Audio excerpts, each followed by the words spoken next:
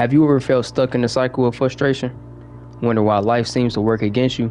Or maybe you've looked at someone else's success and thought, they're just lucky. I could never achieve that.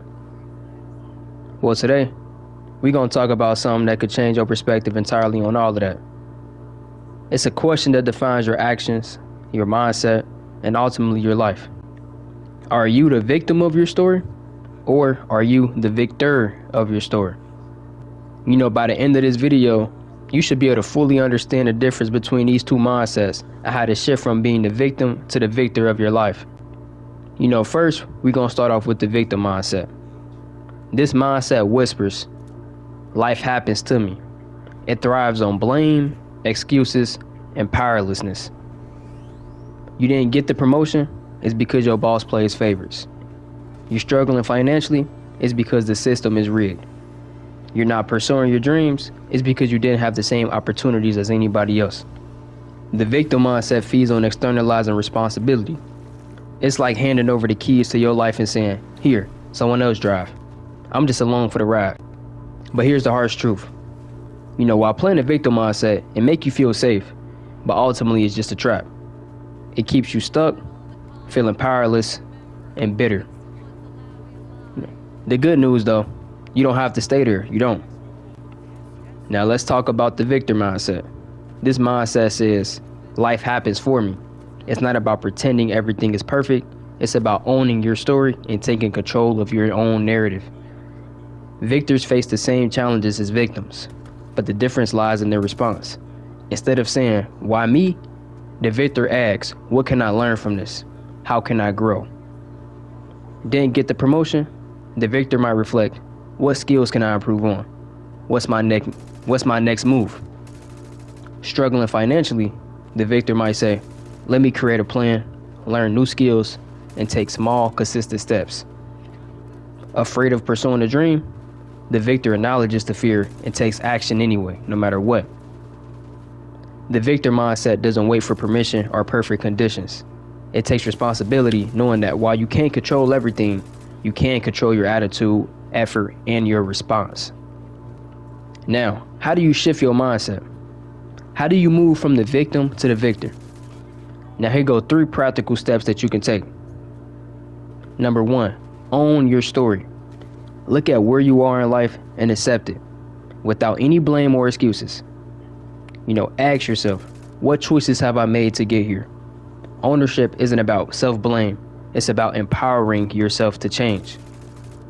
Now number 2, reframe your challenges. Instead of seeing obstacles as punishments, see them as opportunities. Remember, diamonds are formed under pressure. The harder the challenge, the greater the growth potential. Number 3, take action. Victors don't wait for the perfect time. Start small. If you're overwhelmed, break your goal into bite-sized pieces. Progress, no matter how small, creates momentum. And momentum, you know, you seeing that momentum, you know, leading into results is what creates that consistency in you to want to keep on going harder. You know, it's also important to surround yourself with people who inspire and uplift you. The people you spend the most time with can either reinforce a victim mindset or encourage a victor mentality. You need to choose wisely, because I'm pretty sure we all have been around people that have, you know, that aren't optimistic like us. And so you might be going through a situation that they might perceive as bad, but you might ultimately perceive as, man, this is great. And since they perceive it as bad, they might try to influence you to also look at this situation as bad, which is not a good thing to do, which is why it's not good to be around those type of people. So you want to be around people that are optimistic just like you. When you see a challenge, when they see a challenge, they have the same type of attitude towards that same challenge as you. Let's go after this challenge. Yo, how are we going to overcome this challenge? What can we do? What can we learn from this? What skills do we need in order to overcome it rather than just being down and out and pouting about it? Oh no, I don't know if we can overcome this. It might be over with.